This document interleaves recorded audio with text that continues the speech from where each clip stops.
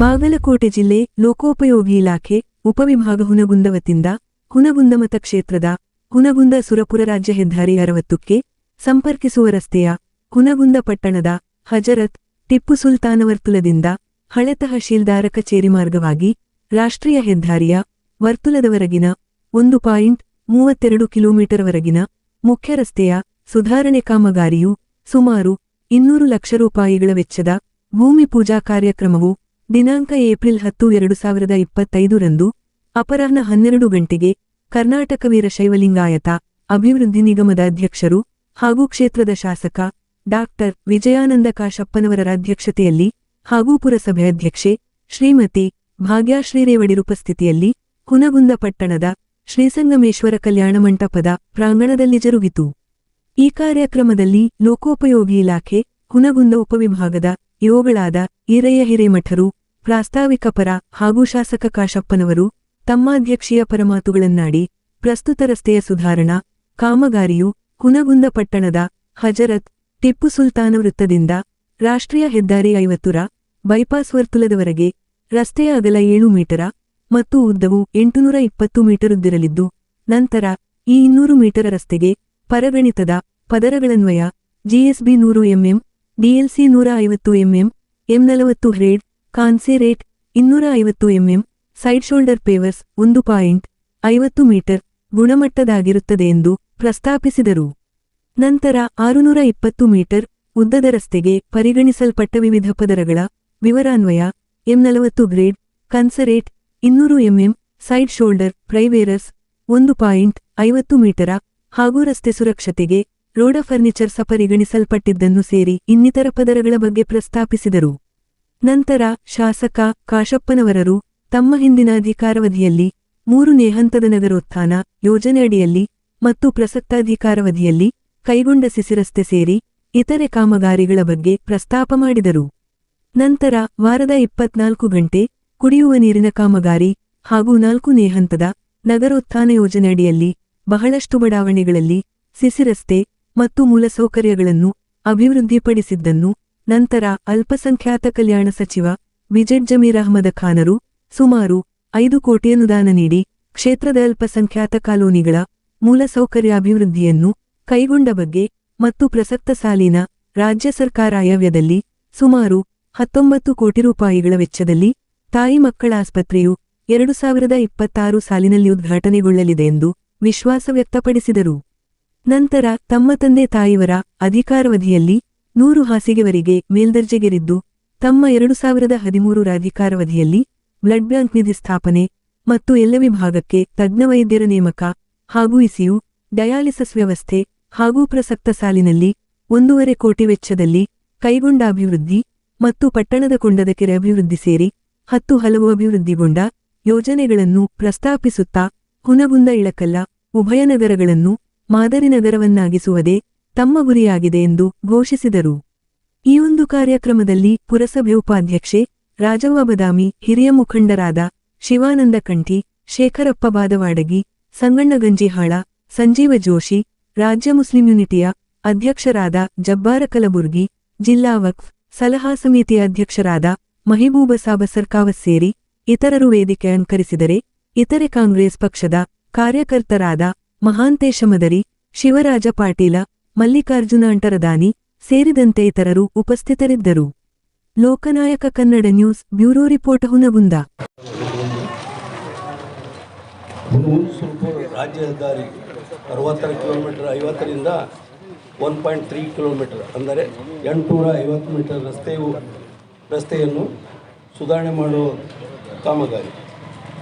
Shri SS ಸಾಬು ಪ್ರಥಮ ದರ್ಜೆ ಗುತ್ತಿಗೆದಾರರು ಬಿಜಾಪುರ ಮೊತ್ತ 200 lakhs.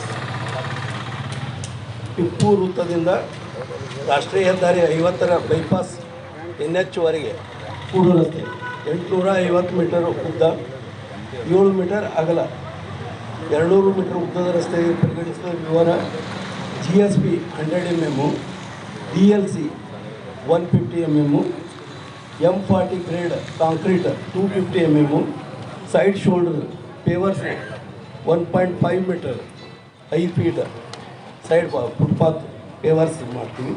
ಮತ್ತು 6.2 ಕಿಲೋಮೀಟರ್ ಉದ್ದದ ರಸ್ತೆಗೆ ಪರಿಗಣಿಸ್ತದೆ ಈ ಕೆಳಗಿನ ವಿವರ. M40 ಗ್ರೇಡ್ ಇರ್ತದೆ ಈ cement 200 mm side shoulders pavers 1.5 metre. ರಸ್ತೆಯ ಸುರಕ್ಷತೆ ಬಗ್ಗೆ ರೋಡ್ ಫರ್ನಿಚರ್ಸ್ಗಳನ್ನು ಕೂಡ ಅಳವಡಿಸಲಾಗುವುದು. ಈ ಅಂದಾಜು ಪತ್ರಿಕೆಯಲ್ಲಿ ಇಷ್ಟು ಐಟಮ್ಸ್ಗಳನ್ನು ನಾವು ಮಾಡಿಸುತ್ತೇವೆ. ಶಾಪುರ್ ರಾಜ್ಯ ಹೆದ್ದಾರಿ 60ರ ಈ ಒಂದು CC ರಸ್ತೆ ಬಹುದಿನದ ಬೇಡಿಕೆ ಆಗಿತ್ತು. ಬಹುತೇಕ ಇಲ್ಲಿ ಈ ರಸ್ತೆಯನ್ನು CC ಆಗಬೇಕು ಅನ್ನೋದು ಭಾಳ ದಿನದ ಚಿಂತೆ ಇತ್ತು. ಆ ಒಂದು ಭೂಮಿ ಪೂಜೆಯ ಸಮಾರಂಭದ ವೇದಿಕೆ ಮೇಲೆ ಉಪಸ್ಥಿತರುವಂಥ ನಮ್ಮ ಸಂಗಮೇಶ್ವರ ಅಧ್ಯಕ್ಷರು ಹೀಗೆ ಹಲವಾರು ಬಾರಿ ನಾನು ಇಲ್ಲಿ ಅಡ್ಡಾಡದಾಗ ಹೇಳ್ತೀನಿ ನೋಡ್ತಿದ್ದೆ. ಬಹುತೇಕ ನಮ್ಮ ಆಜಾದ್ ನಗರದವರೆಗೂ CC ರಸ್ತೆ ಆಗಿತ್ತು. ನಗರದಲ್ಲಿ 3ನೇ ಹಂತದ ನಗರೋತ್ಥಾನದಲ್ಲಿ ನಾನು ಹಿಂದಿನ ಅವಧಿಯಲ್ಲಿ ಅದನ್ನ CC ರಸ್ತೆಯನ್ನು ಮಾಡಿದ್ದೆ. ನಮ್ಮ ಅಂಬೇಡ್ಕರ್ ಕಾಲನಿ ಆದಿಯಾಗಿ ರಾಮೋಡಿಗೆ ರಸ್ತೆವರೆಗೂ ಬಹುತೇಕ ಈ ಕಡೆ ರಸ್ತೆ ಆಗಿದ್ದಿಲ್ಲ. ಯಾಕಂದರೆ ಇದು ನೆಕ್ಸ್ಟ್ ಡಾಂಬರ್ ಮಾಡಿದರೂ ಕೂಡ ಅಲ್ಲಿ ನೀರು ನಿಲ್ಲುವಂಥ ಪರಿಸ್ಥಿತಿ ಇತ್ತು. ಮಳೆ ಬಂದಾಗ ಆ ನಿಂತು ರೋಡು ಸುಮಾರವಾಗಿ ಯಾವತ್ತೂ ತೆಗ್ಗು ತೊಂದರೆ ಜನರು ಅನುಭವಿಸ್ತಾ ಇದ್ರು ಅನ್ನೋದು ನನಗೆ ಗಮನಕ್ಕೆ ಬಂದಾಗ ನಾನೇ ಖುದ್ದಾಗಿ ಇದರ ನಮ್ಮ NH ಹೆದ್ದಾರಿಗಳಿಗೆ ಇದು ಒಂದು CC ಆದರೆ ಇದು ಶಾಶ್ವತವಾಗಿ ಉಳಿಯೋದಕ್ಕೆ ಸಾಧ್ಯ. ಯಾಕಂದರೆ ನಮ್ಮ ಹಾಸ್ಪಿಟ್ಲ್ ಇದೆ, ಪೊಲೀಸ್ ಸ್ಟೇಷನ್ ಇದೆ, ನಮ್ಮ ತಾಲೂಕ್ ಪಂಚಾಯತಿ ಕಚೇರಿ ಕೂಡ ಇಲ್ಲೇ ಇದೆ. ಮುಖ್ಯವಾಗಿ ಜನರು ಅಡ್ಡಾಡುವಂಥ ಸಂಪರ್ಕ ಮತ್ತು ನಮ್ಮ ಸಂಗಮೇಶ್ವರ ದೇವಸ್ಥಾನದ ರಥೋತ್ಸವ ಕೂಡ ಇದೇ ರಸ್ತೆ ಮೇಲೆ ನಡೆಯುತ್ತೆ. ಬಹುತೇಕ ನಮ್ಮ ಶೇಖರಪ್ಪ ಬಾದವಡಿ ಕಾಕವರು ಹೇಳ್ತಾ ಇದ್ರು CC ರಸ್ತೆ ಮಾಡಿಸ್ಬಿಟ್ರೆ ನಮ್ಮ ತೇರು ಬರೋಣ ಅಂತ ಉಳಿದ್ಬಿಡುತ್ತೆ ಅಂತ. ಅದಕ್ಕೆ ನಾನು ಹೇಳಿದೆ, ನಿಮ್ಗೆ ಹೆಂಗೆ ಅನುಕೂಲ ಬೇಕು ಆ ರೋಡ್ ಬ್ರೇಕ್ ಹಾಕಿಸ್ಬೇಕಂತ. ಒಂದು ರಥೋತ್ಸವಕ್ಕೆ ಒಂದು ಬ್ರೇಕ್ ಹಾಕುವಂಥ ಕೆಲಸ ಆಗಬೇಕು. ಅಂದ್ರೆ ಆಯ್ತು, ಅದನ್ನು ಮಾಡಿಸ್ಕೊಡ್ತೀನಿ ನೋಡ್ರಿ. ಅಂದ್ರೆ ನಿಮಗೆ ಏನೂ ತೊಂದರೆ ಆಗಿಲ್ಲ ಅಂದಾಗ ರಥೋತ್ಸವ ಶಾಂತಿಯುತವಾಗಿ ಯಶಸ್ವಿಯಾಗಿ ನಡೆಯೋದಕ್ಕೆ ಅದು ಅನುಕೂಲ ಆಗುತ್ತೆ. ಮತ್ತು ಈ ರಸ್ತೆ ಕೂಡ ತಮಗೆ ಯಾಕಂದ್ರೆ ಪಾದಗಟ್ಟಿ ನಿಮ್ಮ ಪೊಲೀಸ್ ಸ್ಟೇಷನ್ ಮುಂದೈತಿ, ಅಲ್ಲಿವರೆಗೆ ಹೋಗಿ ಬರ್ಬೇಕಲ್ಲ ಸುರಕ್ಷಿತವಾಗಿ. ಆ ಒಂದು ದೃಷ್ಟಿಯನ್ನು ಇಟ್ಕೊಂಡೆ ನಾನು ಈಗಾಗಲೇ ನಮ್ಮ ಏನಿದೆ ಸೂಚನೆ ಕೊಟ್ಟಿದ್ದೀನಿ, ಅದನ್ನು ಲೆವೆಲ್ ಆಗಿ ಮಾಡಬೇಕು. ಯಾಕಂದರೆ ಏರುವ ಅಂತಂದ್ರೆ ಏರು ಸಿಗೋದಕ್ಕೆ ಕಷ್ಟ ಆಗುತ್ತೆ ಅನ್ನೋದನ್ನು ಒಂದು ಮನವರಿಕೆಯನ್ನು ನಾನು ಮಾಡಿಕೊಟ್ಟಿದ್ದೀನಿ. ಆ ರೀತಿಯಲ್ಲಿ ಈ ರಸ್ತೆಯನ್ನು ಇವತ್ತು ಮಾಡಿಕೊಡುವಂಥ ಕೆಲಸ ಇವತ್ತು ನಮ್ಮ SS ಆಲೂರು ಅವರಿಗೆ ಈ ಒಂದು ಟೆಂಡರ್ ಆಗಿದೆ. ಸುಮಾರು 2 ಕೋಟಿ ರೂಪಾಯಿ ವೆಚ್ಚ. 2 ಕೋಟಿ ಅಲ್ಲ, 2 ಕೋಟಿ 820 ಮೀಟರ್ ಉದ್ದ. ಅಂದರೆ ಆಜಾದ್ ನಗರ ಸರ್ಕಲ್ನಿಂದ ಟಿಪ್ಪು ಸುಲ್ತಾನ್ ಸರ್ಕಲ್ನಿಂದ ಪೂರಾ NH ಹೆದ್ದಾರಿವರೆಗೆ ಈ ರಸ್ತೆಯನ್ನು CC ರಸ್ತೆಯನ್ನು ಮಾಡಿಕೊಡ್ತಾರೆ. ಇವತ್ತು ನಾವೆಲ್ಲರೂ ಕೂಡಿ ಸಂತೋಷದಿಂದ ಈ ಭೂಮಿ ಪೂಜೆಯನ್ನು ನೆರವೇರಿಸಿದ್ದೇವೆ.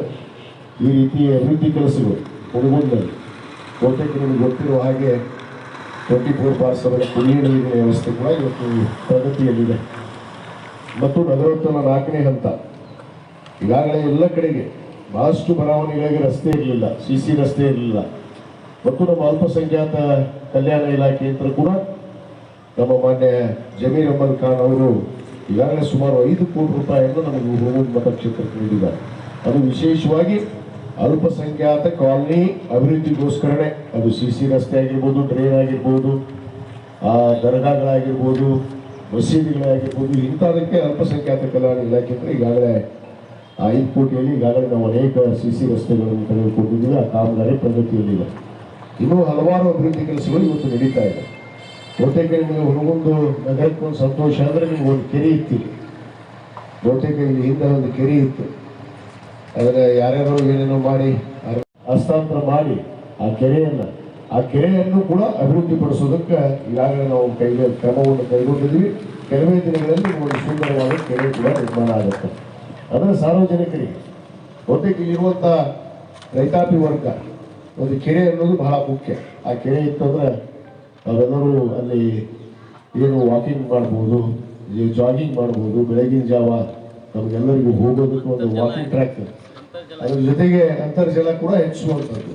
ಇವೆಲ್ಲ ಉದ್ದೇಶಗಳನ್ನು ಇಟ್ಕೊಂಡು ಆ ಕಾಮಗಾರಿಯನ್ನು ಕೂಡ ನಾವು ಈಗಾಗಲೇ ಕೈಗೊಂಡಿದ್ದೀವಿ. ಇಂಥ ಹಲವಾರು ಕಾಮಗಾರಿಗಳನ್ನು ಈಗಾಗಲೇ ನಾವು ಹುಡುಗುಂದು ಮತ್ತು ಇಳಕಲ್ ನಗರವನ್ನು ಅಭಿವೃದ್ಧಿಪಡಿಸೋದಕ್ಕೆ ಈಗಾಗಲೇ ನಾವು ಮುಂದಾಗಿದ್ದೇವೆ. ಇನ್ನೂ ಸಾಕಷ್ಟು ಅಭಿವೃದ್ಧಿ ಕೆಲಸಗಳು ಬರುವ ದಿನಗಳಲ್ಲಿ ಬರ್ತಾವೆ. ಖಂಡಿತವಾಗಿ ಹುಡುಗುಂದು ಮತ್ತು ಇಳಕಲ್ ನಗರವನ್ನು ಒಂದು ಸುಂದರ ನಗರ ಮಾಡಬೇಕು ಅನ್ನೋದು ನಮ್ಮ ಗುರಿಯಾಗಿದೆ. ಆ ಗುರಿಯನ್ನು ಮುಟ್ಟುವಂಥ ಕೆಲಸ ಇವತ್ತು ನಾವು ಮಾಡ್ತಾ ಇದ್ದೀವಿ. ಅದರ ಜೊತೆಗೆ ನಮ್ಮ ಪುರಸಭೆಯವರು ಕೂಡ ಅತ್ಯಂತ ಕಾರ್ಯೋನ್ಮುಖವಾಗಿ ಇವತ್ತು ಕ್ರಿಯಾಶೀಲವಾಗಿ ಕೆಲಸವನ್ನು ಕೂಡ ಇವತ್ತು ನಿರ್ವಹಿಸ್ತಾ ಇದ್ದಾರೆ. ಆ ಒಂದು ಕಾಮಗಾರಿಗಳನ್ನು ನಾವು ಶೀಘ್ರವೇ ಮುಗಿಸಿಕೊಡುವಂಥ ಕೆಲಸ ಮಾಡ್ತೀವಿ ಅನ್ನೋದು ಮಾತನ್ನು ಈ ಸಂದರ್ಭದಲ್ಲಿ ಹೇಳಿ, ಈ ಒಂದು ಕಾರ್ಯಕ್ರಮದಲ್ಲಿ ತಾವೆಲ್ಲ ಭಾಗವಹಿಸಿದ್ದೀವಿ.